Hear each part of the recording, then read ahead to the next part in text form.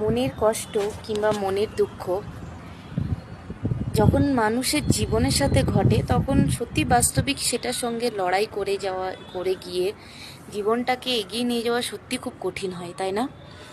কারণ বলে না মানুষ্য জীবন শ্রেষ্ঠ জীবন, সত্যি শ্রেষ্ঠ, কিন্তু সে মানুষ্য জীবনের মধ্যে এত দুঃখ কষ্ট এই জিনিসগুলো সহ্য করে জীবনটাকে এগিয়ে নিয়ে যাওয়াটাও একটা বিশাল বড় ব্যাপার, এটাও একটা বিশাল বড় যুদ্ধ আর কি।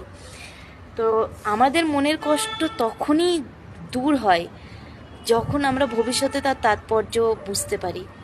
ভবিতব্যটাকে তো আমরা মেনে নিই, যেটা হচ্ছে সেটাকে আমরা মেনে নিই, কিন্তু সেই কষ্টটা তখনই লাঘব হয় যখন তার তাৎপর্য আমরা বুঝতে পারি।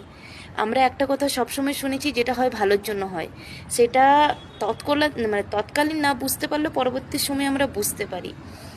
তো এটাই যে সময় হয়তো হিল করবে, আর সময় সব থেকে বড় ওষুধ, সময়ের আগে কোনো কিছুই হিল হয় না।